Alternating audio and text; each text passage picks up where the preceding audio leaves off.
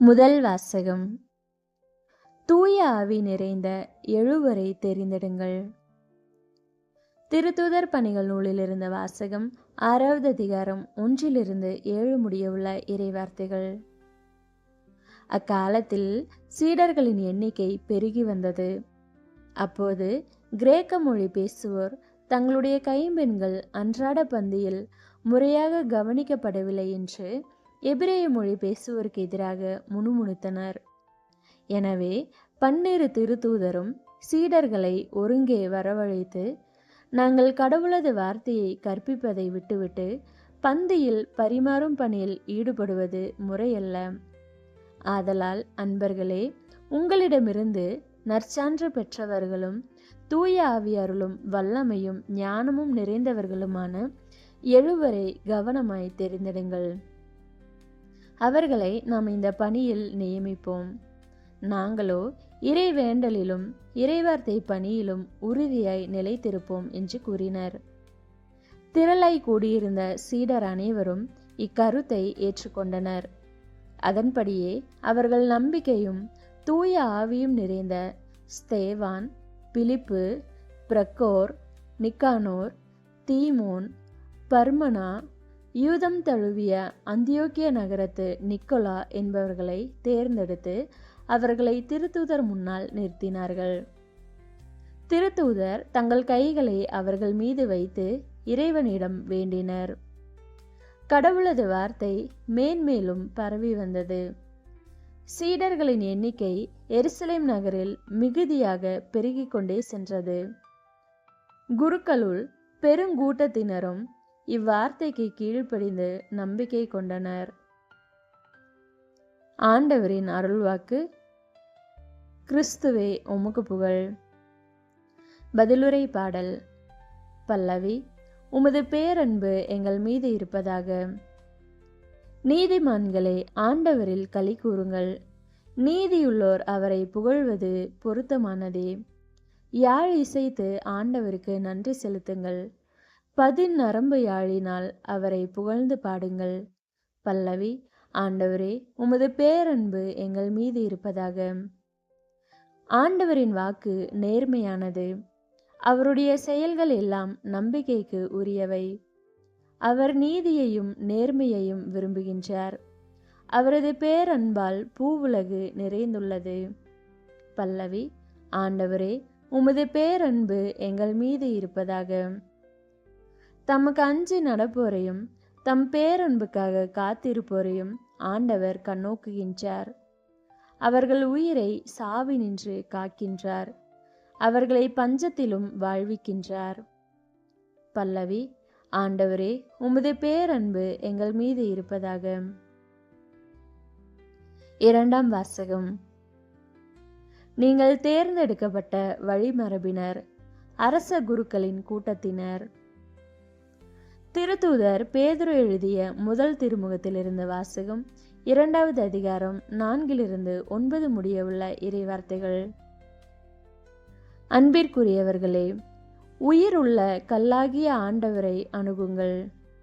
மனிதரால் உதறி தள்ளப்பட்டதாயினும் கடவுளால் தெரிந்து கொள்ளப்பட்ட உயர் மதிப்புள்ள கல் அதுவே.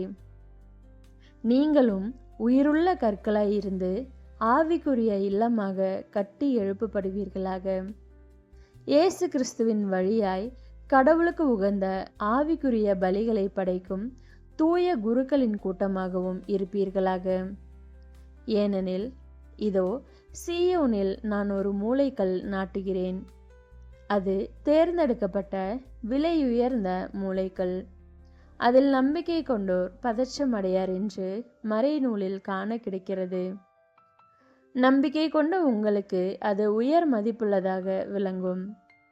நம்பிக்கை இல்லாதவர்களை பொறுத்தமட்டில் கட்டுவோர் புறக்கணித்த கல்லே முதன்மையான மூலைக்கல்லாயிற்று. மற்றும் அது இடறுதற்கல்லாகவும் தடுக்கி விழச் செய்யும் கற்பாறையாகவும் இருக்கும். அவர்கள் வார்த்தையை ஏற்காததால் தடுக்கி விழுகிறார்கள். இதற்கென்றே அவர்கள் குறிக்கப்பட்டிருக்கிறார்கள். ஆனால் நீங்கள் தேர்ந்தெடுக்கப்பட்ட வழிமரபினர், அரச குருக்களின் கூட்டத்தினர், தூய மக்களினத்தர், அவரது உரிமை சொத்தான மக்கள்.